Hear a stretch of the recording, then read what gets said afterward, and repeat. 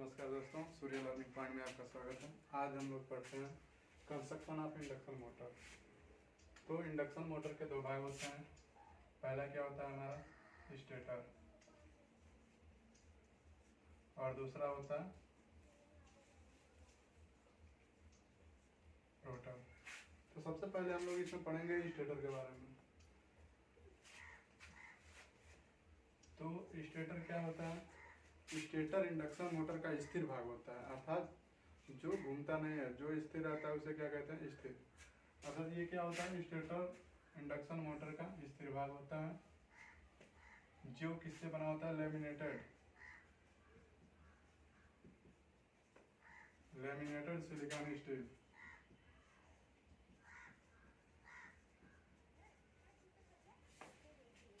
Laminated silicon steel की पत्तियों को आपस में संगठित करके बनाया जाता है। अभी ये पत्तियों की मोटाई होती है, जिसकी मोटाई कितनी होती है?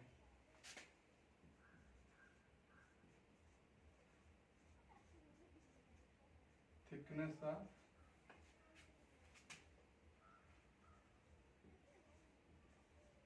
सिलिकॉन स्टील अर्थात पत्तियों की मोटाई कितनी होती है? 0.35 से लेकर 0.5 mm तक होती है। इसकी मोटाई कितनी होती है? 0.3 से 0.5 mm तक। इतनी मोटी होती है ये 0.5 में। अब इसमें आता है क्या? Laminated silicon steel. अर्थात लेमिनेटेड करते क्या? यहाँ पे एडी करंट लॉस का फार्मूला क्या है? WE बराबर ईटा बी मैक्स का square F square T square B. अगर ये किससे बनी है? सिलिकॉन स्टील की पत्तियों से बनी है, पतली पतली पत्तियों को। अगर हम लेमिनेशन नहीं करते हैं तो ये पतली पतली जो पत्तियां हैं वो आपस में क्या हो जाएंगी? मिल जाएंगी और ये क्या हो जाएंगी? एक मोटी पत्ती के रूप में हो जाएगी। जब ये मोटी पत्ती के रूप में हो जाएगी तो इसकी थिकनेस क्या हो जाएगी? बढ़ जाएगी। जैसे ही थिकनेस बढ़ेगी तो इस फार्मूले से देखो क्या होगा, ये T बढ़ेगा तो एडी करंट लॉस का मान क्या हो जाएगा? बढ़ जाएगा। तो इसको जब हम लेमिनेशन करते हैं तो प्रत्येक पत्ती क्या हो जाती है? अलग अलग सेपरेट रहती है। जब अलग अलग सेपरेट रहती है तो इसकी थिकनेस क्या होती है? कम होती है।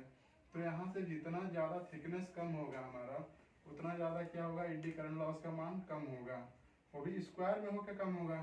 तो इसी कारण से क्या करते हैं? इसे लेमिनेशन करते हैं। अर्थात लेमिनेशन करने का हमारा मुख्य पर्पज क्या है? लेमिनेशन करने का मुख्य पर्पज क्या है? एडी करंट लॉस के मान को कम करना। एडी करंट लॉस के मान को कम करने के लिए ही हम क्या करते हैं? सिलिकॉन स्टील की पत्तियों को लेमिनेटेड करते हैं। इसमें दूसरा ऑप्शन क्या आता है? Silicon steel. तो इसमें स्टील में सिलिकॉन हम मिक्स क्यों करते हैं? जब हम स्टील में सिलिकॉन मिक्स करते हैं तो क्या होता है कि इसकी रजिस्टिविटी क्या होती है? बढ़ जाती है। जो स्टील की रजिस्टिविटी होती है ये बढ़ जाती है।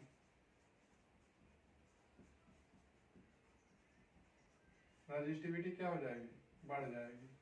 जब रजिस्टिविटी बढ़ेगी तो कंडक्टिविटी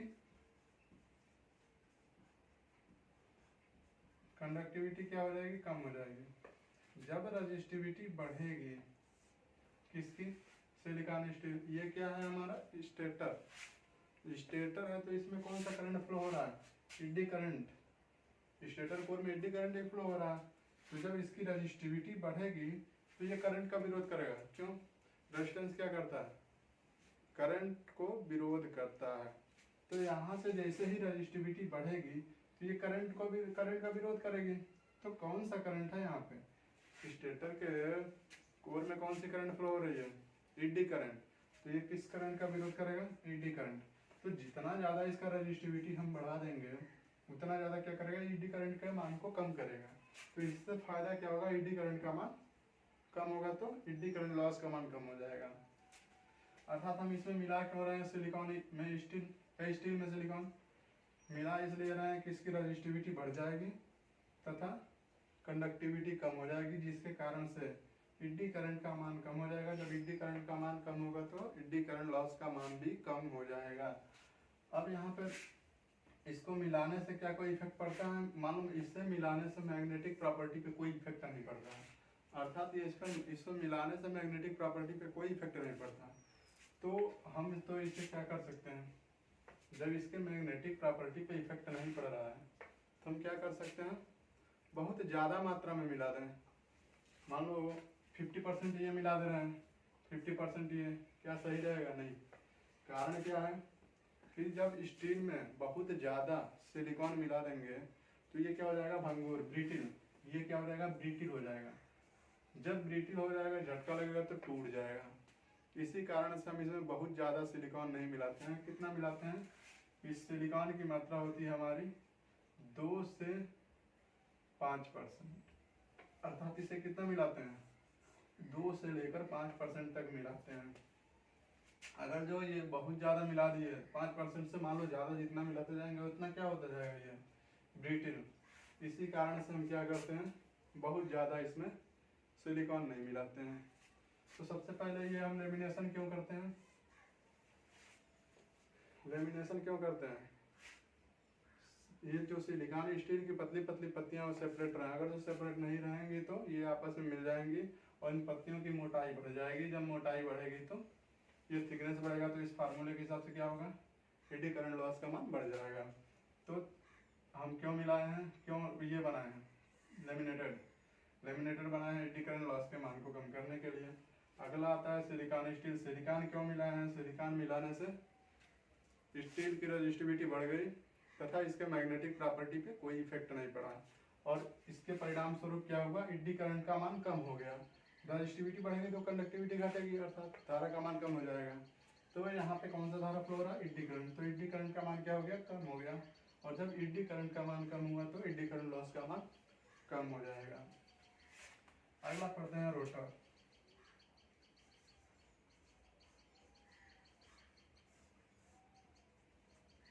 रोटर क्या होता है, रोटर इंडक्शन मोटर का घूमने वाला भाग होता है। अब ये रोटर कई प्रकार के होते हैं। पहला क्या होता है, केज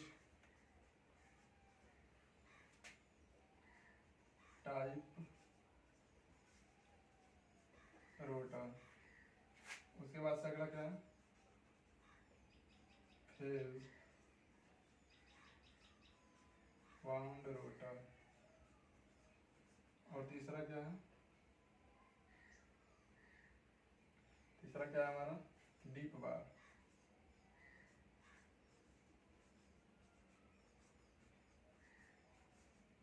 टाइप रोटर। अब यहाँ पर देखिए इस केज रोटर में क्या होता है, कुछ कंडक्टर लगे होते हैं जो किसका काम करते हैं, वाइंडिंग का काम करते हैं।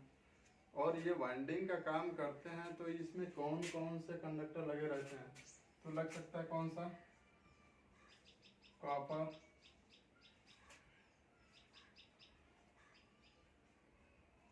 Aluminium, brass, bronze. ये क्या रहते हैं, इसमें क्या लगे रहते हैं, इनकी छड़े लगी रहती हैं। अर्थात ये किसका काम करते हैं, रोटर के कंडक्टर का काम करते हैं। अब ये जो केज टाइप रोटर होता है ये दो प्रकार का होता है। पहला सिंगल केज टाइप रोटर और दूसरा डबल स्क्वायरल केज को या केज टाइप रोटर।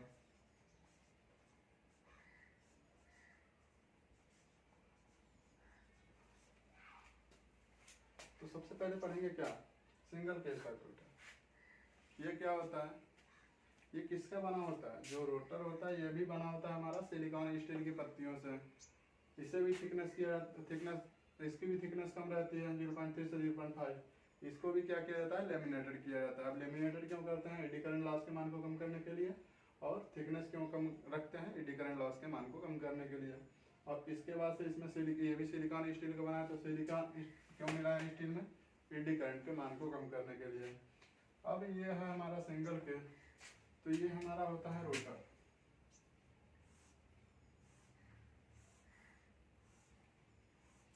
ये मान लीजिए हमारा क्या हो गया, रोटर।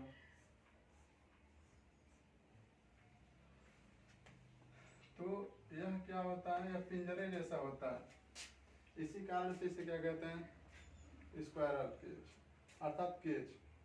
अब इसमें क्या होते हैं, स्लॉट्स बने होते हैं जो पूर्ण बंद होते हैं, और ये स्लॉट्स क्या होते हैं, तिरछे होते हैं। अब ये तिरछे स्लॉट्स क्यों होते हैं, इसमें जो भी स्लॉट बने होते हैं वो क्या होते हैं, तिरछे होते हैं, बिल्कुल पैरेलल में। सॉफ्ट के पैरेलल नहीं होगा। सॉफ्ट के पैरेलल होने और तिरछे होने में क्या फायदा और नुकसान है, तो अगर जो मान लीजिए ये क्या है, सॉफ्ट के बिल्कुल सीधे में ऐसे, तो इससे नुकसान क्या होने वाला है, हमारा जो स्टेटर का कोर है उसमें भी स्लॉट्स बने हुए हैं। तो जब इसके कोर यानी कि इसके कंडक्टर उसके कंडक्टर आपस में जब एकदम अलाइन होंगे, एकदम सीध में होंगे, तो मैग्नेटिक लॉकिंग क्या हो जाएगी, बहुत ज़्यादा होगी। क्योंकि पूरा कंडक्टर यानी यहाँ से लेकर यहाँ तक ये पूरा का पूरा क्या करेगा, लॉकिंग करेगा अर्थात लॉक करेगा। तो इससे तोड़ने में भी, इसे लॉकिंग को तोड़ने में भी क्या होगा, आवाज आएगा। तो यहाँ से क्या होगा, इससे नुकसान ये होगा, ये क्या कौन सी फिनोमेना उत्पन्न हो जाएगी, कॉगिंग। कॉगिंग, तो कॉगिंग का मतलब क्या होता है, मैग्नेटिक लॉकिंग। अर्थात स्टेटर का तथा रोटर का क्या होगा, कोर लॉक होंगे। अर्थात इसके जो रोटर है वो लॉक होगा किससे, स्टेटर से।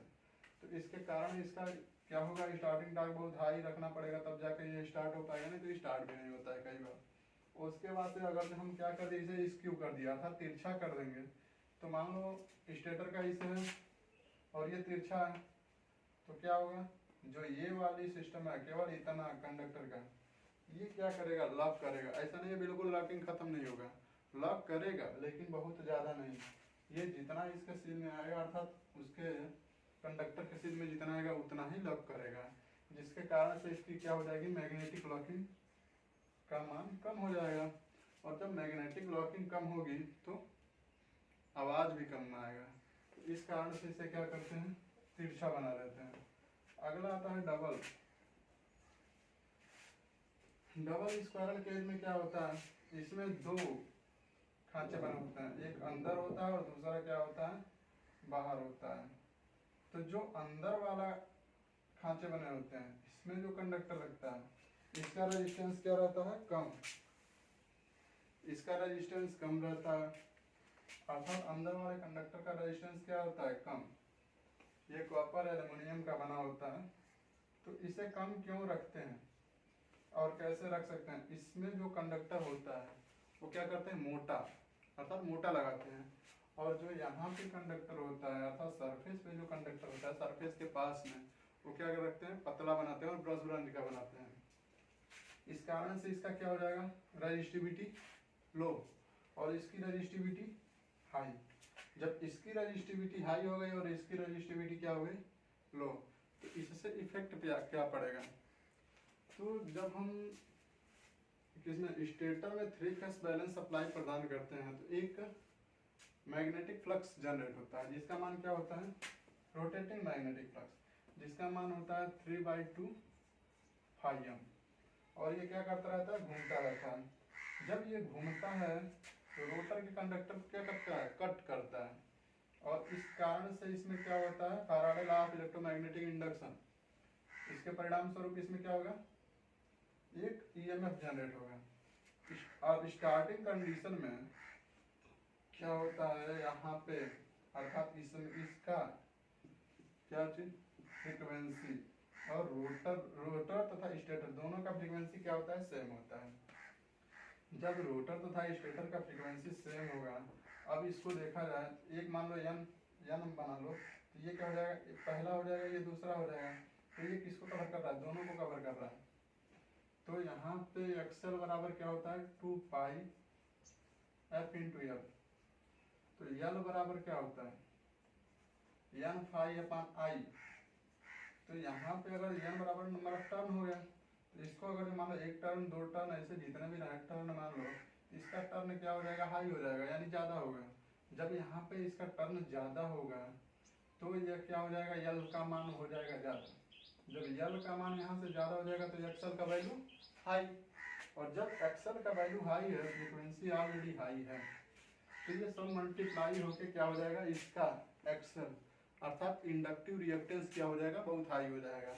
तो स्टार्टिंग कंडीशन में जब फ्रीक्वेंसी का मान हाई रहता है तो इसका रेजिस्टेंस तो कम रहता है।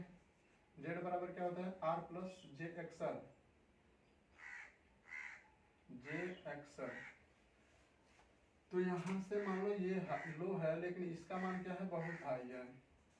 तो इसके परिणाम स्वरूप क्या हो जाएगा, जेड का मान हाई हो जाएगा। और जब जेड का मान हाई हो जाएगा तो इसका भी तो देख लो, इसमें क्या है, इसका क्या नंबर ऑफ टर्न मान लो बहुत कम या एक है, तो इसका नंबर ऑफ टर्न क्या है, कम है। तो यहाँ से जब नंबर ऑफ टर्न इसका कम होगा, ये कम होगा, तो यल का मान कम हो जाएगा। तो एक्सल यल जब कम होगा एक्सल का वैल्यू क्या हो जाएगा, कम हो जाएगा।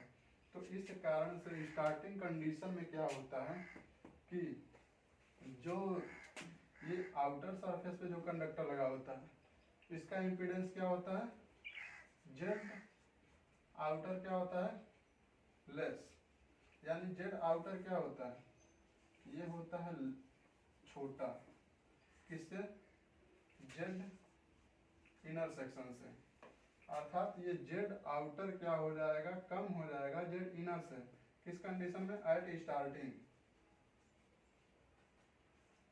स्टार्टिंग कंडीशन में क्या हो गया, जो जेड आउटर है ये क्या हो गया, कम हो गया जेड इन से। यानी जेड ये जो इन वाला सेक्शन है इसका इम्पीडेंस क्या हो गया, हाई हो गया। तो जिसके परिणाम स्वरूप ये टोटल स्टार्टिंग में करंट किधर शिफ्ट हो जाता है, आउटर पे। अर्थात इस पे करंट का मान ज्यादा से ज्यादा क्या हो जाएगा, शिफ्ट हो जाएगा। जब इस पे करंट का मान ज्यादा शिफ्ट होगा तो इससे नुकसान या फायदा क्या होगा, इसमें जो कंडक्टर लगे हैं उसका रेजिस्टेंस क्या है, हाई है। तो जब हाई रेजिस्टिव सर्किट पास फ्लो करेगा करंट, तो इसका स्टार्टिंग टॉर्क का मान क्या हो जाता है, हाई। अर्थात इस इंडक्शन मोटर अर्थात डबल स्क्वायर के इंडक्शन मोटर का स्टार्टिंग टॉर्क का मान क्या हो जाता है, हाई हो जाता है। तो इससे फायदा क्या हुआ, स्टार्टिंग टाइम पे यहाँ पे करंट ना फ्लो होके यहाँ पे फ्लो होगा, और जब यहाँ पे फ्लो हुआ तो क्या हुआ, हाई रेजिस्टेंस पाथ फ्लो किया। जैसे ही हाई रेजिस्टेंस पाथ फ्लो किया तो ये इसका स्टार्टिंग टॉर्क का मान बढ़ गया। अब अगला आता है क्या, जब रनिंग करने लगता है तो फ्रीक्वेंसी का मान क्या हो जाता है, बहुत लो। जब फ्रीक्वेंसी का मान लो 2 से कितना रहता है, 2 से 4 हर्ट्ज। तो जब फ्रीक्वेंसी का मान लो होता है तो ये जो होता है क्या, एक्सल आउट वाला आउटर सरफेस पे जो है इसका मान क्या हो जाता है, ज्यादा तो रहता, ये कम हो जाता है, इसका तो ऑलरेडी कम है। और ये क्या होता है, ये एक्स एल इन, इसका मान क्या हो जाता है, घट जाता है, बहुत ज्यादा कम हो जाता है। जिसके परिणाम स्वरूप इसे क्या करते हैं, एक्स के मान को इन दोनों को छोड़ देते हैं। अब यहाँ पे वैलिड क्या रह जाता है, आर। तो आर इसका क्या है, हाई है, और अंदर वाले का क्या है, लो है। जब आर आउट वाले का हाई है और अंदर वाले का लो है तो इससे क्या होगा, टोटल का टोटल करंट अर्थात कुछ मात्रा में मान लो बाहर फ्लो होगा, लेकिन ज्यादा से ज्यादा करंट क्या होगा, अंदर वाले सरफेस पे। अर्थात लो रेजिस्टेंस सर्किट को फॉलो करेगा। जब लो रेजिस्टेंस सर्किट को फॉलो करेगा तो हमारा रनिंग जो लॉस होगा उसका मान क्या हो जाएगा, कम हो जाएगा। इसीलिए हम क्या करते हैं, डबल स्क्वायर के इंडक्शन मोटर का प्रयोग करते हैं। यानी डबल स्क्वायर के इंडक्शन मोटर का प्रयोग करने से फायदा क्या हुआ, पहला क्या हुआ, स्टार्टिंग कंडीशन में करंट किधर शिफ्ट हो गया, आउटर पे। क्यों, क्योंकि जेड आउटर क्या है, यानी जेड का मान, जेड इम्पीडेंस आउटर सरफेस पे क्या है, अर्थात बाहरी वाले कंडक्टर पे क्या है, कम है, और अंदर वाले सरफेस पे जेड अर्थात इम्पीडेंस का मान हाई है। तो इस कारण से स्टार्टिंग कंडीशन में जो करंट होता है वो किधर शिफ्ट हो जाता है, बाहरी वाले कंडक्टर पे, और बाहरी वाले कंडक्टर का रेजिस्टेंस हाई। जब बाहरी वाले कंडक्टर का रेजिस्टेंस हाई है तो स्टार्टिंग टॉर्क का मान हाई हो जाएगा। लेकिन जब मोटर रनिंग कंडीशन में आ जाता है तो इसकी फ्रीक्वेंसी क्या हो जाती है, डाउन हो जाती है, 1 से 2 से 4 हर्ट्ज।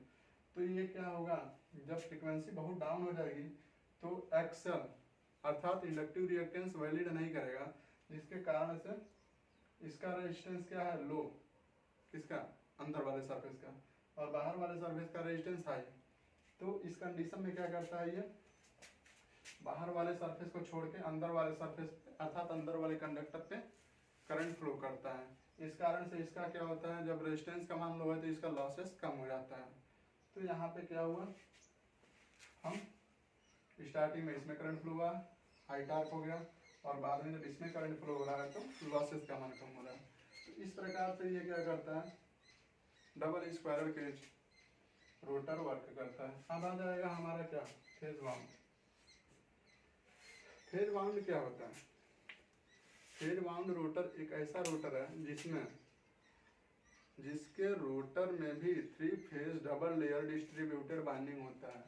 जब इसमें डिस्ट्रीब्यूटेड बाइंडिंग होता है डबल लेयर, तो क्या इसके जो इस जितने पोल, अर्थात स्टेटर में जितने पोल होंगे उतने ही पोल किसमें होंगे, रोटर। स्टेटर में जितना पोल होगा उतना ही रोटर में पोल होगा। अब क्या करते हैं, इसके रोटर को जो वाइंडिंग करते हैं उसके एक टर्मिनल को, अर्थात प्राथमिक टर्मिनल को आपस में कनेक्ट करके स्टार बना के अंदर छोड़ देते हैं, तथा दूसरे वाला जो होता है, जैसे मान लो क्या है, R1 Y1 B1, इन तीनों को आपस में शॉर्ट कर देते हैं, और R2 Y2 D2 इसको बाहर निकालते हैं और किस पे ले जाते हैं, स्लिप रिंग पे, और स्लिप रिंग पे इसे क्या करते हैं, कनेक्ट कर देते हैं। अब स्लिप रिंग पे कनेक्ट करके फायदा क्या होगा, जब स्टार्टिंग में जब हम मोटर में स्टार्ट करते हैं तो स्लिप रिंग की सहायता से इसमें बाहर से रेजिस्टेंस इंजेक्ट कराते हैं, जिसके कारण से इसका रेजिस्टेंस क्या हो जाता है, हाई हो जाता है। किसका, रोटर का रेजिस्टेंस हाई। और जब रोटर का रेजिस्टेंस हाई होता है तो इसका स्टार्टिंग टॉर्क का मान बढ़ जाता है। परंतु जब मोटर रनिंग कंडीशन में आ जाता है तो हम क्या करते हैं, इसको स्लिप रिंग पे डायरेक्ट शॉर्ट सर्किट कर देते हैं, जिसके परिणाम स्वरूप क्या होता है, इसका रेजिस्टेंस लो हो जाता है और मोटर की एफिशिएंसी बढ़ जाती है, अर्थात मोटर में लॉसेस कम होता है। अब अगला है हमारा डीप बार टाइप। यह डीप बार टाइप क्या है, यह डीप बार टाइप जो डबल स्क्वायरल केज रोटर है, इसी का मॉडिफाइड रूप है। इसमें क्या होता है, इसमें होता है, मान लो हम बना रहे हैं क्या, ये हमारा रोटर है, तो इसमें जब खांचे जो बने रहते हैं इसमें एक ही मटेरियल की मतलब कई भाग में करके कंडक्टर अर्थात लगा देते हैं। कंडक्टर मतलब जो इसमें कंडक्टर लगाए थे जैसे, वैसे इसमें पत्ती के रूप में पतले पतले कई भाग में बना देते हैं। अब इससे होता ये है कि स्टार्टिंग कंडीशन में अगर जो N1 N2 N3 मान लो इसको N1 N2 N3, तो ये क्या कर रहा है, इसका अगर देखो तो ये ज़्यादा नंबर ऑफ टर्न का हो गया, यहाँ से लेके पूरा यहाँ तक क्या इसके लिए टर्न है, इसके लिए क्या वर्कअप करेगा, इतना, और इसके लिए इतना। तो स्टार्टिंग कंडीशन में क्या होता है, इसका क्या हो जाएगा, इंडक्टिव रिएक्टेंस हाई, एक्सएल बराबर 2πf और एल बराबर N∅/I। तो इसके लिए जब अगर जो मान लो सबसे इन सेक्शन पे जो है उसका नंबर ऑफ टर्न क्या है, हाई है, तो जब नंबर ऑफ टर्न हाई है तो इसका एल ज़्यादा होगा, एल ज़्यादा होगा तो एक्सएल ज़्यादा होगा। जब एक्सएल ज़्यादा होगा तो जेड बराबर क्या होता है, R प्लस जे एक्सएल। जब ये ज़्यादा होगा तो क्या ये ज़्यादा नहीं होगा। तो स्टार्टिंग कंडीशन में क्या होता है कि इसका इम्पिडेंस क्या होगा, सबसे हाई, उसके बाद से इसका सबसे कम किसका होगा, जो सबसे बाहर है। तो इसके परिणाम स्वरूप क्या हो जाएगा, टोटल का टोटल करंट शिफ्ट हो जाएगा किधर, आउटर पे, अर्थात सबसे बाहरी सरफेस पे क्या हो जाएगा, शिफ्ट हो जाएगा। तो अब ये देखा है तो बाहरी सरफेस पे जब शिफ्ट होगा पूरा करंट, तो इसका मतलब पतला हो जाएगा, इसका व्यास क्या हो जाएगा, कम हो जाएगा। जब व्यास कम होगा तो इसका रेजिस्टेंस हाई हो जाएगा। तो स्टार्टिंग कंडीशन में क्या करता है, ये हाई रेजिस्टेंस की तरफ बिहेव करता है। जब हाई रेजिस्टेंस की तरफ बिहेव करेगा तो क्या हो जाएगा, इसका स्टार्टिंग टॉर्क का मान बढ़ जाएगा। लेकिन जब मोटर रनिंग कंडीशन में आ जाता है अर्थात चलने लगता है तो इसका फ्रीक्वेंसी क्या हो जाता है, डाउन। जब फ्रीक्वेंसी डाउन हो जाता है तो इनका रेजिस्टेंस लगभग सब एक ही मटेरियल का है, तो रेजिस्टेंस तो सेम है, तो इसका एक्सल थोड़ा बहुत डिफरेंट रहता है, फिर भी ये क्या करता है, तब उसके पश्चात ये पूरा में सटा रहता है, तो ये पूरे मोटे कंडक्टर के रूप में कार्य करने लगता है, अर्थात बहुत मोटे। तो इसका रेजिस्टेंस क्या हो जाता है, बहुत लो। और जब रेजिस्टेंस जितना कम हो जाएगा तो इसका रनिंग का क्या हो जाएगा, लॉसेस कम हो जाएंगे। तो स्टार्टिंग कंडीशन में क्या हो रहा है, इसमें बस आउटर सरफेस पे करंट फ्लो कर रहा है, इसके परिणाम स्वरूप इसका रेजिस्टेंस हाई, और जब रेजिस्टेंस हाई है तो स्टार्टिंग टॉर्क का मान हाई। लेकिन जब रनिंग कंडीशन में आ जा रहा है तो ये क्या कर रहा है, इसका इंडक्टिव रिएक्टेंस का मान बहुत नगण्य हो जा रहा है, बहुत कम हो जा रहा है। तो इंडक्टिव रिएक्टेंस को छोड़ दो तो ये पूरा का पूरा क्या हो जा रहा है, एक में अटैच है, तो इसका रेजिस्टेंस का मान बहुत लो।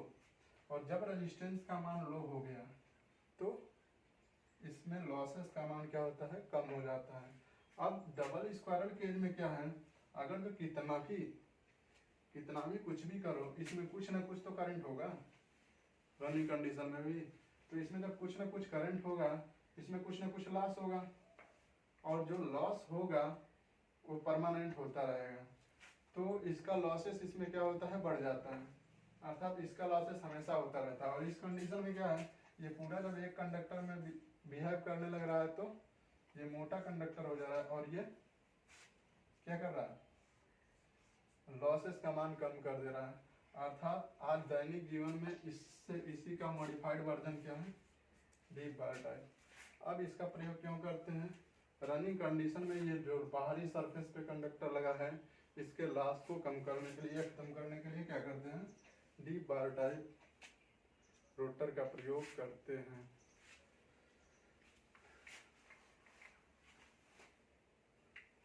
धन्यवाद।